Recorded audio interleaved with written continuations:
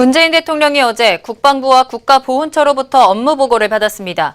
문 대통령은 방산비리 근절과 군 구조 개혁 등 총체적인 국방 개혁을 강조했는데요. 북한의 단거리 발사체를 우리 군이 방사포로 추정했다가 탄도미사일로 분석을 정정한 가운데 문재인 대통령이 국방부를 강하게 질책했습니다. 북한은 오늘 오전에도 미사일을 발사하며 도발을 멈추지 않고 있죠. 국방부의 업무 보고 내용과 그 배경을 짚어보겠습니다. 아시아투데이 최태범 기자 나와 있습니다. 안녕하십니까? 네, 안녕하세요. 네, 최 기자. 국방부가 어제 문재인 정부 출범 이후 처음으로 업무 보고를 했습니다. 주로 어떤 내용들이 보고됐습니까?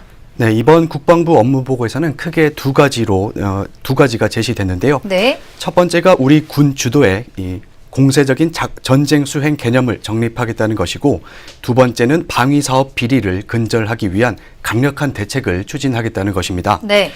우선 공세적인 전쟁 수행 개념은 그동안 한미 연합방위 체제 하에서 미국 주도로 이루어졌던 작전 체계를 향후 추진될 전시작전 통제권 환수와 맞물려 우리 군의 주도적인 방식으로 바꾸겠다는 의지를 표시한 것으로 보입니다. 네.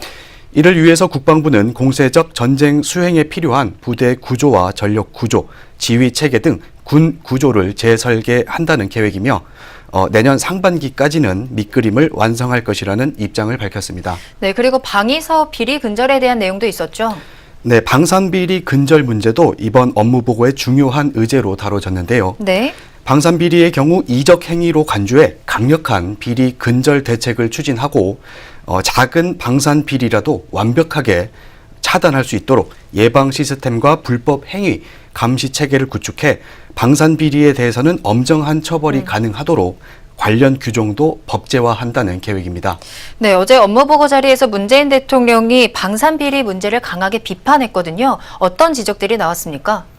네, 막대한 국방비를 투입하고도 북한과 국방력을 비교할 때 군은 늘 우리 전력이 뒤떨어지는 것처럼 표현한다는 이런 문재인 대통령의 지적은 이 방산비리에 대한 엄중한 인식이 녹아있는 것으로 보입니다. 네.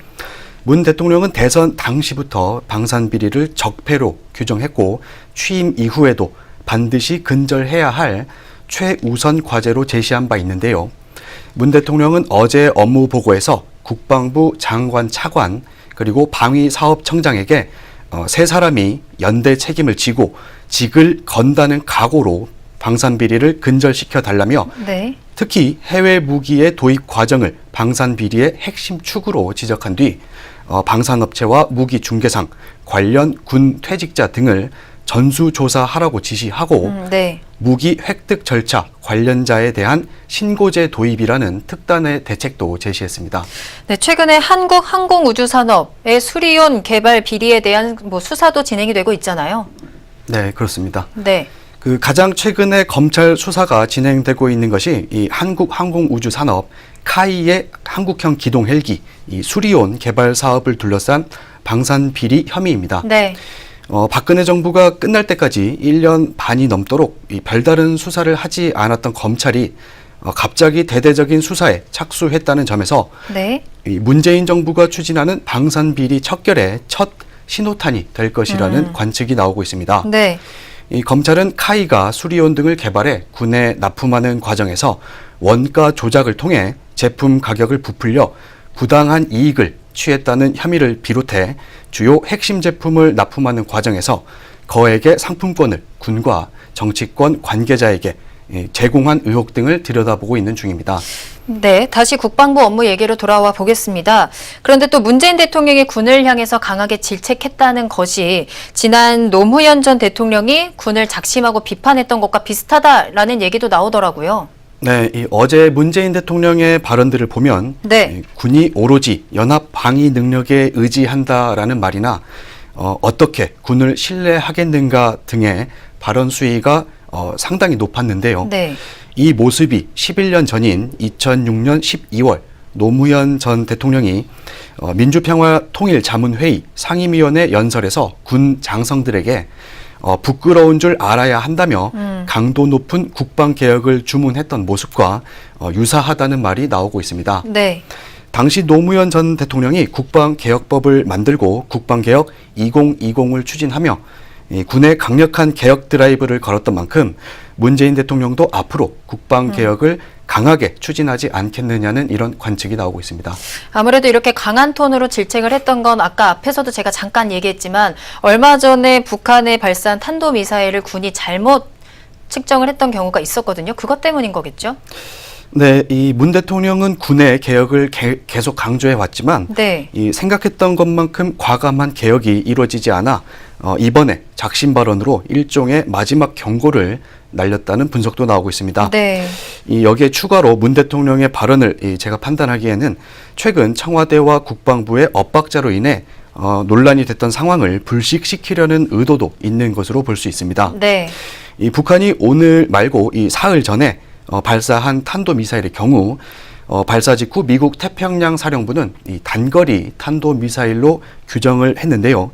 그런데 청와대는 우리 군 정보를 토대로 방사포라고 잘못 발표했던 일이 있었습니다. 네. 국방부는 어제가 돼서야 방사포가 아니라 단거리 탄도미사일이라고 다시 분석을 내놨는데요. 네. 이와 관련해 군의 정보 분석 능력이 떨어진다는 지적이 제기가 됐고 또 청와대에는 이 안보실의 참모들이 판단을 잘못한 것 아니냐는 이런 비판도 나오는 상황이었습니다. 네네. 이 문 대통령으로서는 현재 엄중한 안보 위기 상황에서 이런 논란이 불거지는 것은 향후 국정 운영에 부담이 될 수 있기 때문에 이번 업무 보고를 기회로 군을 강력하게 질타하고 또 신뢰받는 군을 만들겠다고 공언함으로써 논란을 불식시키려 했다는 이런 분석도 가능할 것 같습니다. 네, 그리고 또 특히 주목되는 부분이 문재인 대통령이 처음으로 대북 공세작전이라는 말을 언급을 했다는 건데요. 어떻게 볼 수 있을까요? 네, 문 대통령은 어제 업무 보고에서 이 북한이 선을 넘는 도발을 하거나 수도권을 공격해 올 경우에 즉각 공세적 작전으로 전환할 수 있도록 현대전에 맞는 군 구조 개혁을 강력하게 추진해주기 바란다고 지시했는데요. 네. 이 문 대통령이 취임 후 대북 공세 작전을 언급한 것은 이번이 처음입니다. 이 발언과 맞물려 우리도 비대칭 전력을 갖춰야 한다면서 한국형 삼축 체계를 언급했는데요. 여기서 삼축 체계란 선제 타격 개념인 킬체인과 방어적인 개념인 한국형 미사일 방어 체계 그리고 유사시 북한 핵심 시설과 전쟁 지휘부를 초토화시키는 대량 응징 보복이라는 이 세 가지 개념을 일컫는 네. 말입니다. 국방부는 이 삼축 체계를 최대한 조기에 구축해 2020년대 초반에는 이 체계를 완성시킨다는 목표입니다. 네, 뭐 굉장히 강한 발언들을 나왔었는데 한마디로 좀 정리를 해본다면 어떻게 보셨습니까? 네, 이 결론적으로 어제 문 대통령의 발언을 종합해보면 이 군에 대해서는 강력한 개혁을 추진하고 방산 비리는 척결하겠다는 의지를 강하게 표시했는데요. 네. 다만 제가 어제 이 발언들을 접하면서 조금 아쉬웠던 부분이 있다면은 너무나 비판 일색인 발언들만 했다는 건데요. 이 엄중한 안보 상황에서 군에 대한 채찍질도 당연히 중요하지만 어느 정도는 당근 같은 것도 필요하지 않았나 이런 생각이 듭니다. 네, 지금까지 아시아투데이 최태범 기자와 이야기 나눠봤습니다.